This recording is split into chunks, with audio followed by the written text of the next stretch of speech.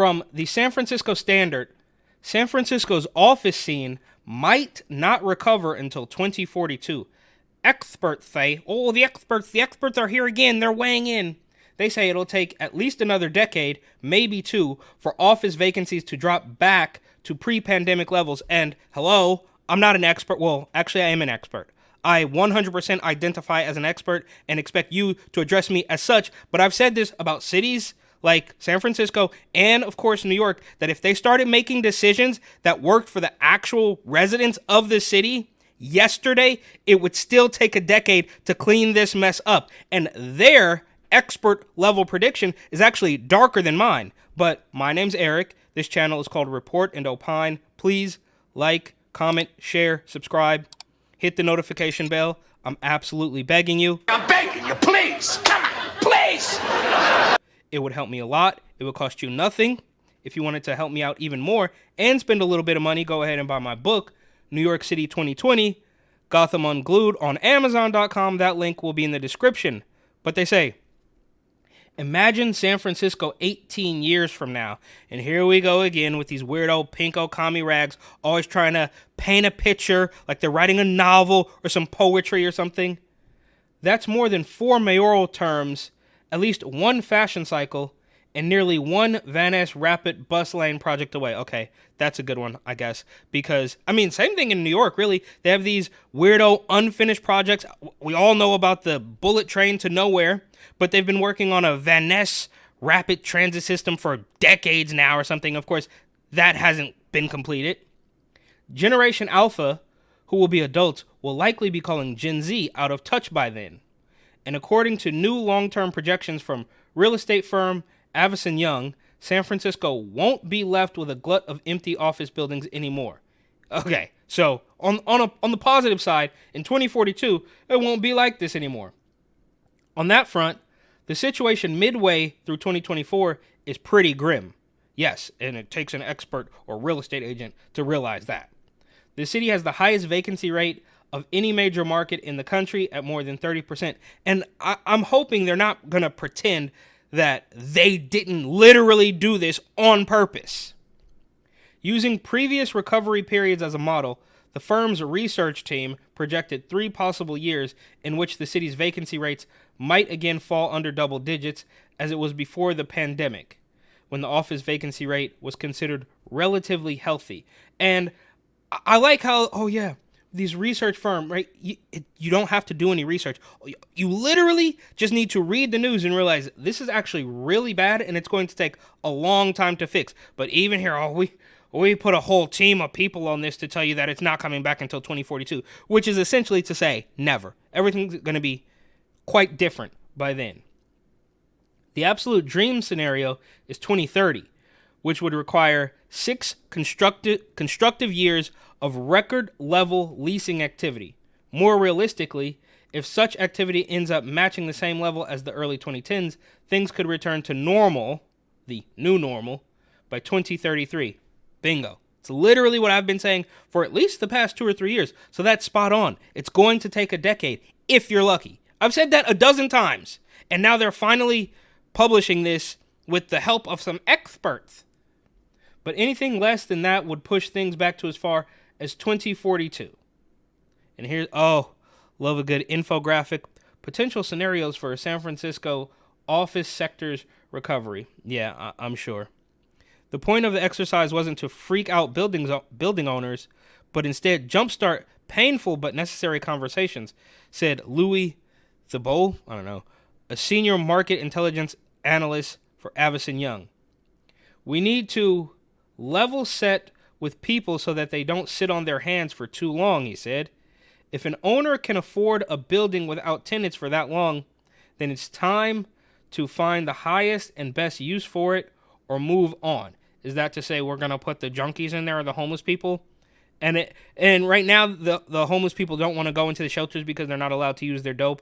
But before long, they're going to give these people free because they got nothing else to do with it. So we'll just put the junkies into a commercial building and it doesn't really have bathrooms or whatever. And you know what? Go ahead. Use your dope. We don't care. Just stay off the street. Not everyone is convinced of that tactic. And I don't know, looks like an ad didn't load properly. But when shown Avison Young's prediction, brokers at other firms said they could not imagine telling clients to hold out for another 2 decades. Yeah, I'll bet. At least publicly, anything short of an optimistic spin is taboo in the real estate industry, where building owners are desperate for any sign of positive momentum in the face of an unprecedented downturn. And look, this is exactly what guys like Kevin O'Leary, right, Mr. Wonderful says, it's a loser state. California's a loser state. New York is a loser state. New York was already a loser state. Like California's a loser state. Because this heavy-handed overreach, which you guys pretend is for the benefit of people, is really only for the benefit of yourself. And I don't know what the scam is, right? I think Bill de Blasio out in New York was driving people out so he could buy up all of the real estate and then sell it for a profit later. I don't know. I don't understand the scam, but the days of like, oh, we're going to open this free grocery store because we love you so much, that's just not true. So I'm unclear. Maybe somebody a little bit deeper in, maybe the guys over at California Insider or one of these mayoral campaign, clown car candidates can tell me what's actually going on, but I highly doubt it. And then, so if the business sector sinking wasn't as it has been for several years, and as it will for several more years, as that's sinking, there's also this. California's pot economy is crashing. What comes next? California no longer sells the most weed in America. So while you have the story of the businesses and the office space already collapsing, their one claim to fame, which was weed, that's not working either. Vince Ning has a singular perspective on California's weed industry. He's the CEO and co-founder of Nabis, whatever, the state's largest pot distribution company, which interacts with every single pot retailer in the state. When Ning looks out across California's legal weed industry, he sees a market in long, drawn-out freefall. And I personally saw this coming from a mile away. Way back when it was medicinal, right? Doc, I have a football injury from high school, or I can't sleep at night. And then the doctor says, okay, take some indica.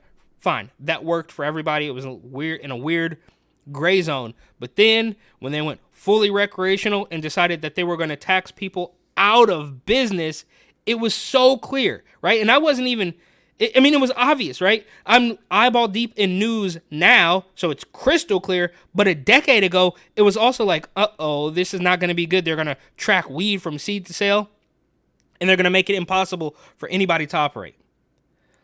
It's like a wave crashing in slow motion, Ning recently told the SF Gate. People thought the big city crash was going to happen in 2022, and there was certainly a crash, but things continued to get worse in 2023, and we are still in 2024, and things aren't looking much better. So what's left, right?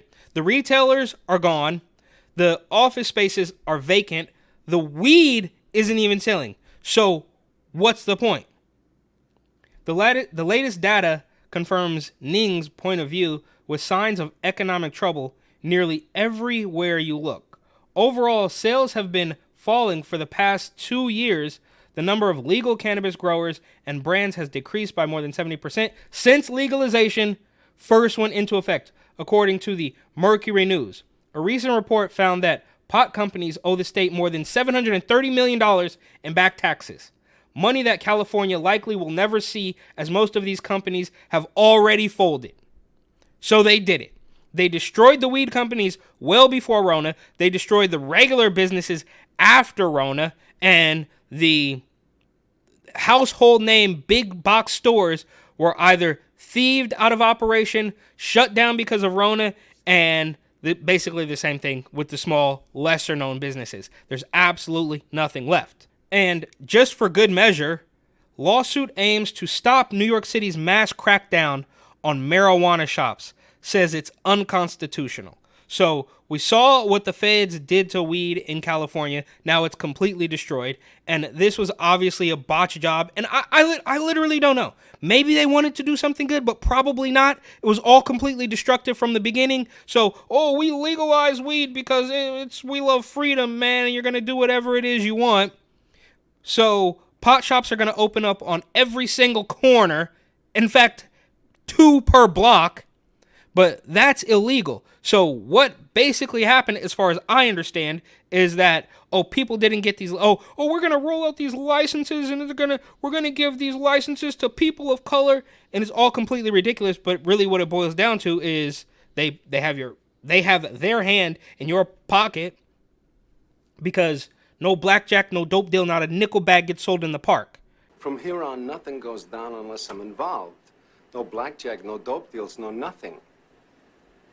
A nickel bag gets sold in the park. I want in. Right? So now, and on top of all that, it's unconstitutional. The people in New York now care about the Constitution, right? Ask the Second Amendment enthusiasts about that. Dozens of businesses that have been shut down in the cannabis enforcement blitz that New York City Mayor Eric Adams launched in early May are filing a class action lawsuit against the city to stop the expedited closures, claiming they're unconstitutional. Okay, it's really a race to the bottom. This is the blind leading the blind. This is like the corrupt New York Teachers Union versus corrupt Mayor Bill de Blasio. And for the millionth time, there are no adults in the room.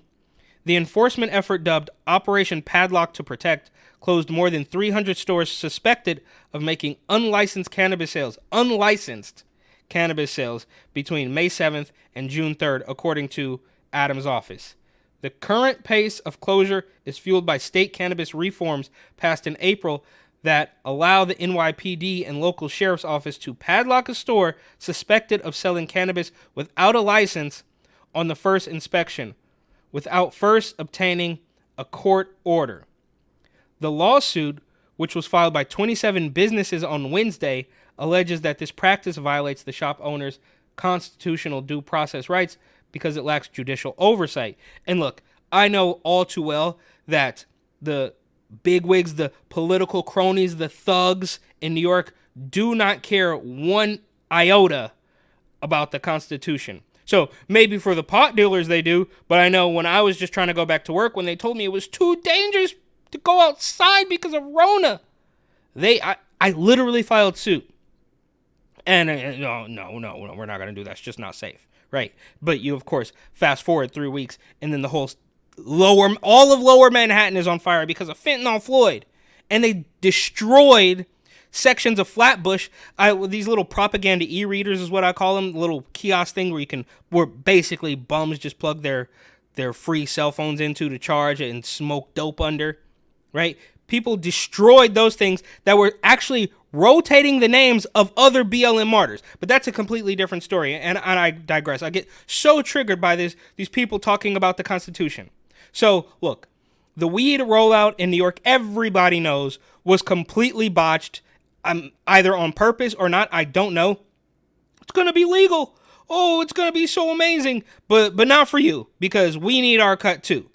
Even though you can see what happened in San Francisco or in California as a whole after they went fully recreational and then taxed businesses out of existence. And all of that on top of the office spaces that are already collapsing in San Francisco along with the retailers. So what's left?